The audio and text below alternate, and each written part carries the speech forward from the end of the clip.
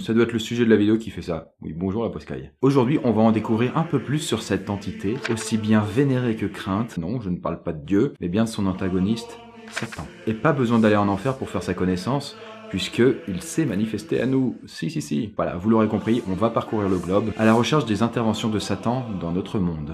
Mais avant, on va faire un petit disclaimer quand même. Pour cette vidéo, j'ai dû piocher dans des trucs plus ou moins connotés paranormaux à certains moments. Donc aucune science ne peut valider ça. Hein. Ce sont des trucs qui sont sujets à interprétation. Comme toujours, les sources sont en description si vous voulez vous faire votre propre avis. Et avant de terminer, comme Satan et toutes les choses qui peuvent être dites parfois dans la vidéo flirtent un peu avec la religion, je rappelle quand même que cette vidéo n'a pas pour vocation de vous dire quoi croire ou ne pas croire. Vous croyez ce que vous voulez. Et maintenant que tout ça a bien été résumé, nous pouvons partir à la découverte de la bête.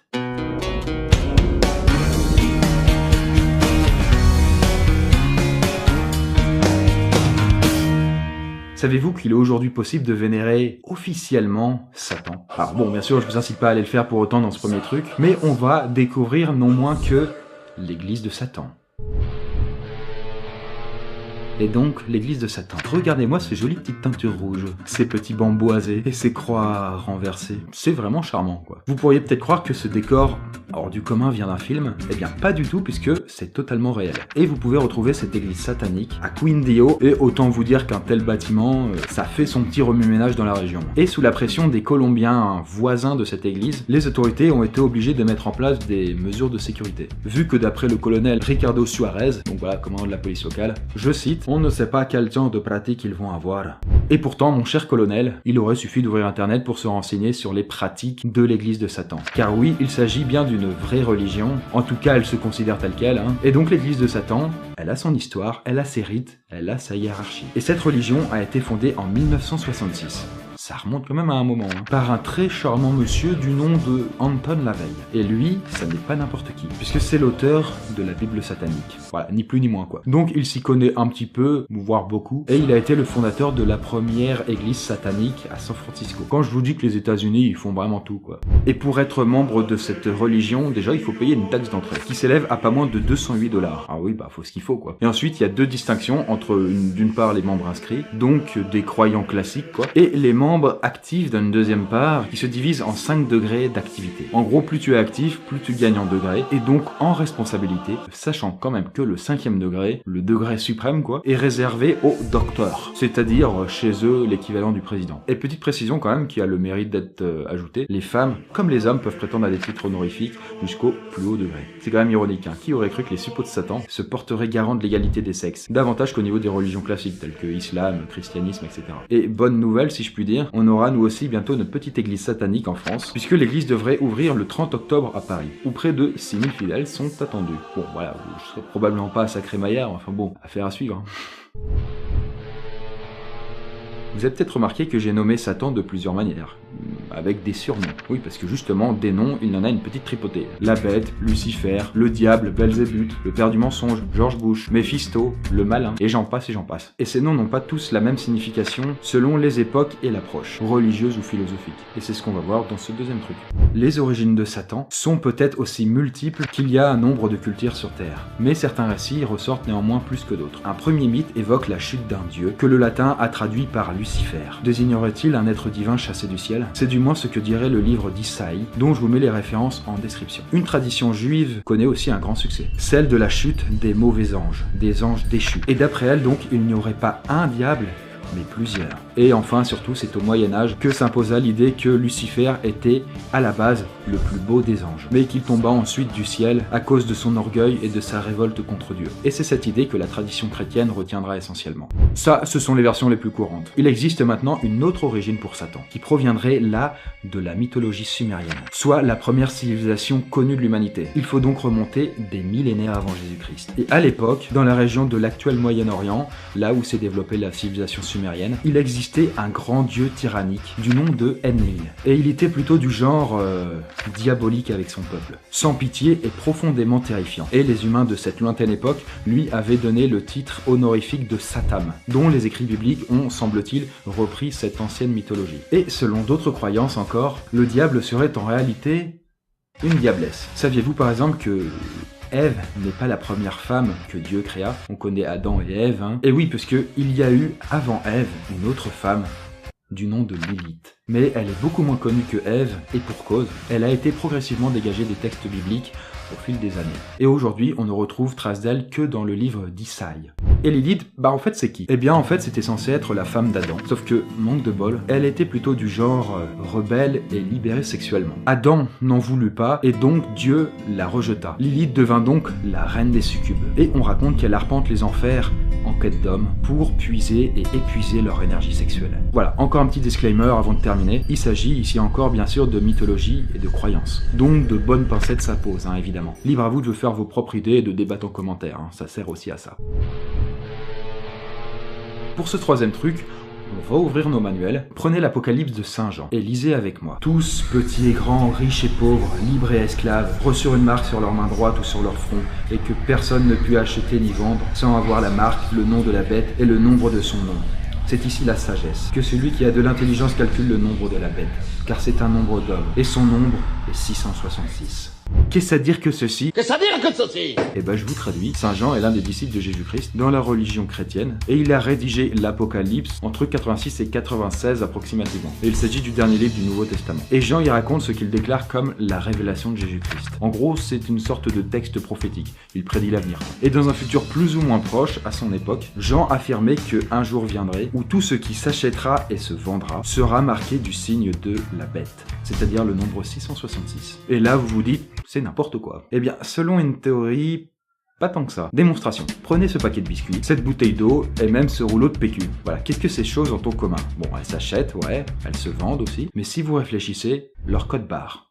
Alors attention, petit cours sur le code barre. Il s'agit d'un système qui a été inventé en 1973 par Georges Laurer pour accélérer initialement le passage en caisse, quoi. Hein. Sinon avant c'était vraiment insupportable. Déjà que maintenant c'est quand même chiant. Et le code barre, si vous l'ignorez, est composé de deux parties. Le côté fabricant à gauche et le côté produit à droite. Donc par exemple Carrefour pour le fabricant et couche culotte pour le produit. Et vous pouvez remarquer qu'il y a deux grandes barres au milieu qui séparent ces deux morceaux. Bon, je vais pas entrer dans les détails des barrettes noires et blanches, mais pour vous résumer ça, ces barrettes forment en réalité une combinaison de 0 et de 1, donc du langage binaire. Hein. Une barre noire représente un 1 et une absence de barre représente un 0. Et quand on prend paquet par paquet les barres, ça va former des chiffres et des lettres. Et en l'occurrence, la combinaison de deux grandes barrettes blanches et deux grandes barrettes noires représente le chiffre 6. Et il se trouve que très justement, la combinaison qui est formée par cette espèce de séparateur au milieu forme le chiffre 666, et pas autre chose.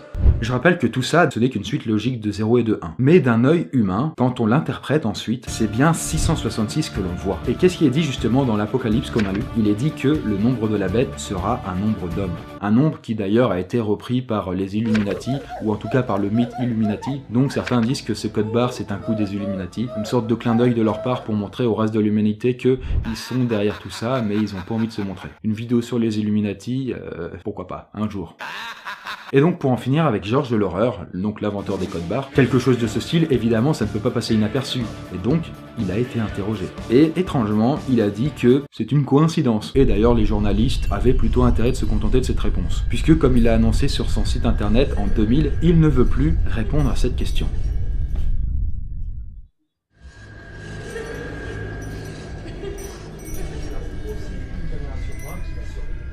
Et je commence à m'installer, quand soudain... Putain, le gars il a quand même des couilles. Hein. Oh là là.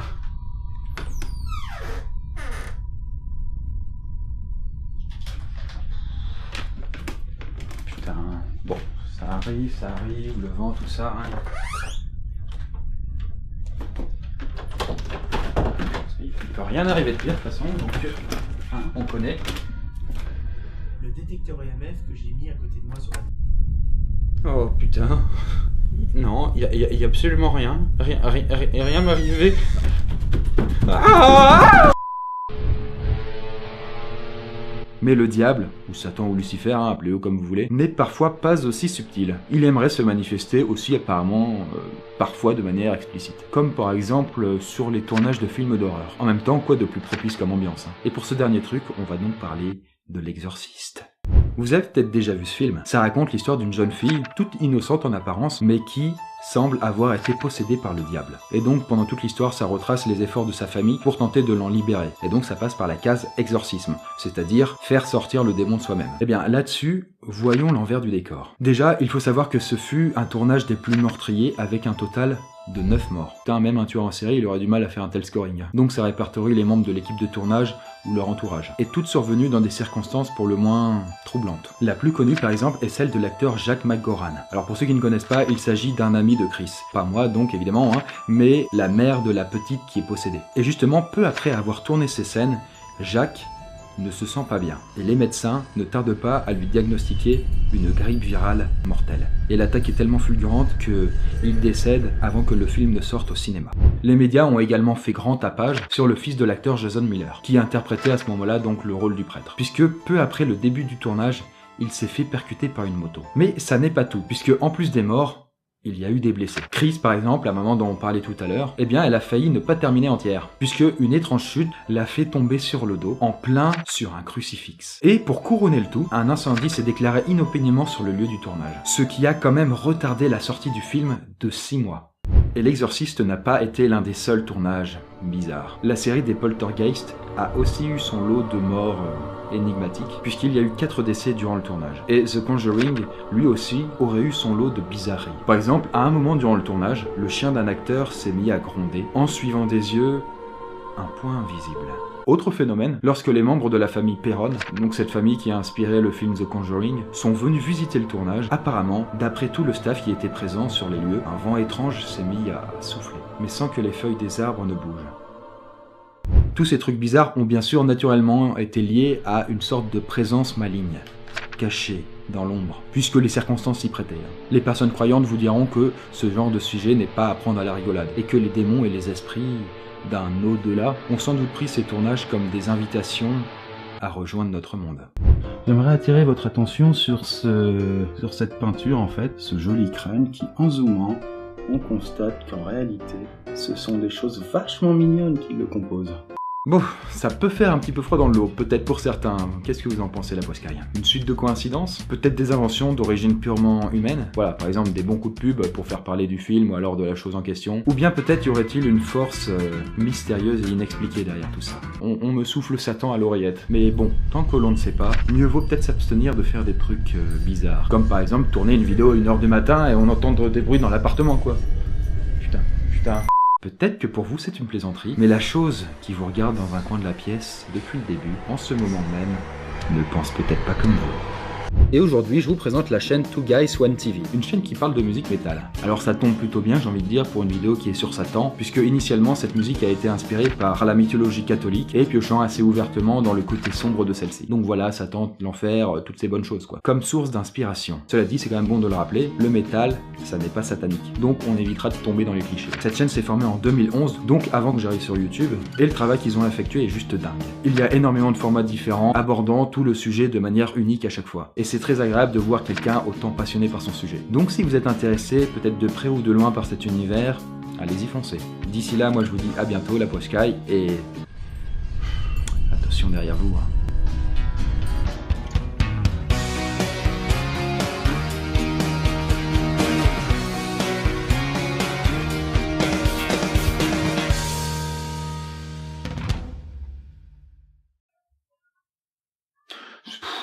Putain, je me suis fait une flip parce que j'ai entendu un craquement là. Mais le truc c'est que cet appartement il arrête pas de craquer de toute façon.